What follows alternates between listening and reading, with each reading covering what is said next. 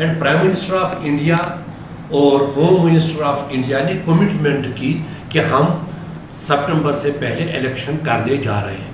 اس بارے میں کہ ٹرانسفرز کی جائے، جو لوکل آفیسرز ہیں کانسٹیٹوئنسی میں ان کو وہاں سے نکال دیا جائے، اور اس بارے میں جہاں 3 سال سے زیادہ آفیسرز کا سٹے ہے وہ بھی انڈر ٹرانسفر ہونے چاہیے. اگر الیکشن کمیشن نے یہاں سچویشن کو ایسس کرنے کے لیے آ رہے ہیں تو ایک خوش آئندہ بات ہے، لیکن اگر یہی ان کا پس منظر ارادہ ہوگا کہ سیکورٹی سینیریو سچویشن ایک کاز بنا کر جموں کشمیر کے الیکشن کو ڈیفر کریں گے تو میرے خیال میں وہ جموں کشمیر کے 1 کروڑ 30 لاکھ لوگوں کا گلہ گھونٹنے کے برابر ہے اور بہت ہی بڑی ناانصافی ہوگی. اور جو وہ اعتماد ہے جمہوریت پر وہ تو پہلے ہی یہاں کے لوگوں کو اٹھا ہے جن کو 10 سال سے اپنے ووٹ کے حق سے محروم رکھا گیا. آپ نے بات کی الیکشن کمیشن جو حال ہی انہوں نے نوٹیفائی نکالی کہ 3 سال سے زائد اگر کہیں افسران اس کو ٹرانسفر کریں، لیکن ایک بات غور کرنے لائق ہے اس نوٹیفکیشن میں یہ ہے کہ انہوں نے مہاراشٹر کا حوالہ دیا ہے اور 2 اسٹیٹس کا حوالہ دیا ہے جہاں پہ انہوں نے نوٹیفائی کیا ہے کہ اس سے پہلے یہاں پہ جو ہے کاروائی ہونی چاہیے. لیکن جب جموں کشمیر کی بات آتی ہے ریزولوشن میں اس میں خاص طور سے یہ کہا گیا کہ الیکشن میں بھی ہے ان نیئر فیوچر. تو آپ کو لگتا ہے کہ اس نوٹیفکیشن کے ذریعے یہ بتانے کی ضرورت کی جا رہی ہے کہ الیکشن حال فی الحال نہیں ہوگی؟ یہ ہر کوئی پارٹی یہی کر رہی ہے کہ وہ کیٹیگوریکل اناؤنسمنٹ نہیں کر رہے ہیں جہاں تک ریاستی جموں کشمیر، کیونکہ ایک پالیسی ہے ان کا جموں کشمیر کے لوگوں کو تنگ کرنا. 10 سال سے سفر کر رہے ہیں، ایسے کہہ رہے ہیں کہ ایک انقلاب آیا 370 ختم کرنے کے بعد 35 سے لوگ دیکھ رہے ہیں نہ کہیں امپلائمنٹ ہے، گیس کا سلنڈر 1250 میں پہنچ گیا، بجلی فیس ایسے سمارٹ میٹر چل رہے ہیں، اتنے سمارٹ بھی تیز چل رہے ہیں، لوگوں کا جینا حرام ہو گئے. ہر طرف لوگ بیچارے چلا رہے ہیں، جتنی ویکنسیز ہیں ان کو ایڈورٹائز نہیں کیا جا رہا ہے. اقتصادی طور پر جموں کشمیر کو مفلوج کیا گیا ہے. یہ ہمارے ساتھ کیوں ایسا سلوک کیا جا رہا ہے یہ اللہ ہی جانتا ہے. لیکن جب یہاں بالکل حالات ابتر تھے 96 میں، تب بھی ڈاکٹر فاروق عبداللہ کی قیادت میں الیکشن ہو گئے. ایک باری اکثریت سے فاروق عبداللہ ریاستی جموں کشمیر کا وزیر اعلیٰ بنا. جو سارا اسٹرکچر درہم برہم ہوا تھا اس کو ریبلڈ کرنے میں نیشنل کانفرنس کا ایک کلیدی رول ہے. آج یہ دعویٰ کرتے ہیں ہم نے سارا ٹھیک ہے، یہ بات نہیں ہے. ان چیزوں کو پٹری پر لانے کے لیے جو ڈریل ہوئے تھے اس میں نیشنل کانفرنس کا سب سے زیادہ یوگدان ہے، جن کے 3000 ورکر جس میں منسٹر صاحبان، MLA صاحبان، MLC صاحبان، عہدیدار، ضلع صدر، بلاک صدر، ان کو شہید کیا گیا. نیشنل کانفرنس کی ایک کھلی کتاب ہے اور ایک قربانی.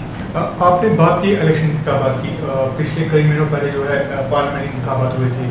نیشنل کانفرنس کے 2 MP جو ہے پارلیمنٹ میں آغا صاحب اور میاں الطاف صاحب، لیکن بارہمولہ میں ہم نے دیکھے تھے کہ حالات کچھ بدلے ہوئے تھے. وہاں سے کسی عمرت نے جو ہے وہاں سے آ رہا. آپ کو لگتا ہے اسمبلی انتخابات ہوتے ہیں جب بھی ہوتے ہیں تو بارہمولہ کانسٹیٹوینسی یا نارتھ کشمیر سے پورے کشمیر میں کچھ اور کام کرنے کی ضرورت ہے؟ بارہمولہ میں تو ہم بڑے مضبوط تھے، ہم الیکشن جیت رہے تھے اور پیپلز کانفرنس کے مقابل ہمارا یقین تھا کہ ہم 2 لاکھ سے زیادہ ووٹوں سے جیت جائیں گے. بعد میں گورنمنٹ آف انڈیا جو چاہتے تھے کہ عمر صاحب میدان میں ہے وہ نہیں جیتنے چاہیے، ایک نیریٹو کھڑا کیا گیا. اس نیریٹو سے ہر کوئی واقف ہے. لوگوں کو لگا کہ اگر ہم مظلوم کا کارڈ کھیلیں گے، انجینئر رشید کو جی رہا کرو، ووٹ دے دو، وہ آزاد ہو جائے. ہم نے بارہا کہا ایک کے خلاف جب کیسز ہوتے ہیں اس کا ایک پروسیجر ہے چھڑانے کا، ووٹوں سے وہ نہیں فری ہو سکتا ہے. اور آج کل نارتھ کشمیر سفر کر رہا ہے. نارتھ کشمیر کو نہ فنڈس ہے، نارتھ کشمیر کی بات پارلیمنٹ میں نہیں ہوتی ہے. لیکن آج کی جو الیکشن ہے نیشنل کانفرنس نارتھ میں مضبوط ہے. وہ نیریٹو جو وہ فیل ہو گیا، ان کو پتہ لگ گیا کہ جو ہم نے اپنا ووٹ تھا نوجوانوں کو ایکسپلائٹ کیا، وہ بھی سمجھ گئے کہ ہمیں اب اس امیدوار کو کامیاب کرنا ہے جو کل یہاں حکومت بنائے گی. اس میں نیشنل کانفرنس کے علاوہ کوئی دوسرا چارہ مجھے نہیں لگتا ہے. ہم نے بات کی کشمیر کی، بارہمولہ کی، سری نگر کی بات ہوگی. جموں کا ایک بڑا خطہ ہے جو کئی جو ہے نیشنل کانفرنس کا ایسا چکا ہے، لیکن پچھلے کئی سالوں میں ہم دیکھ رہے ہیں کہ بہت سارے لیڈران نے جو ہے جموں کشمیر نیشنل کانفرنس کا جو ہے ہاتھ چھوڑا ہے. تو آپ کو لگتا ہے کہ نیشنل کانفرنس جموں میں کہیں کمزور دکھائی دے رہی ہے؟ یا بالکل غلط کر رہے ہیں.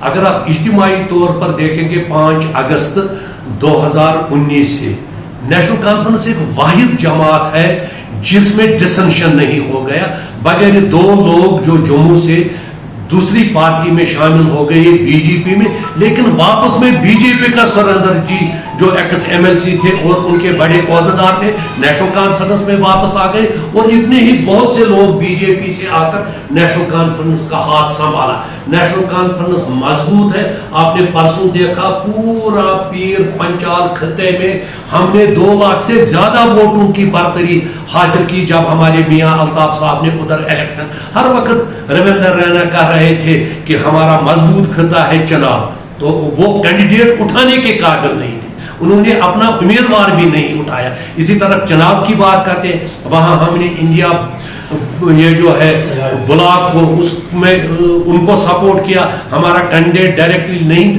لیکن اگر آپ اس کا سٹیٹس دیکھیں گے چناب ویلی کے ووٹوں کا، یا آپ مہر میں، گول گلاب گڑھ میں، ارناس میں وہاں کا ووٹ دیکھیں گے، وہاں نیشنل کانفرنس کو سب سے زیادہ سبقت ووٹوں کی حاصل ہو گئی۔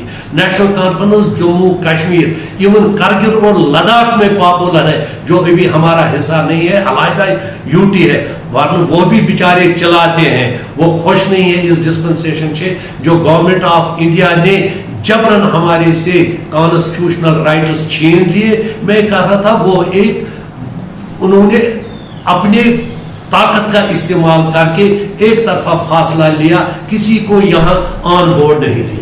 میرا آخری سوال آپ سے رہے گا، بی جے پی کا کہنا ہے کہ پچھلے 4 سالوں میں جو ہے وہ ایک اسٹرانگر پولیٹیکل پارٹی نظر آ رہی ہے کشمیر میں، ان کا کہنا ہے کہ باقی پارٹی جو ہے ان کی فیملی ڈائناسٹی رہی ہے، پہلے والد صاحب تھے پھر بچے، آپ اس کو کیسے دیکھتے ہیں؟ مجھے پتا ہے پہلے ڈائناسٹی رول کیا ہو گیا۔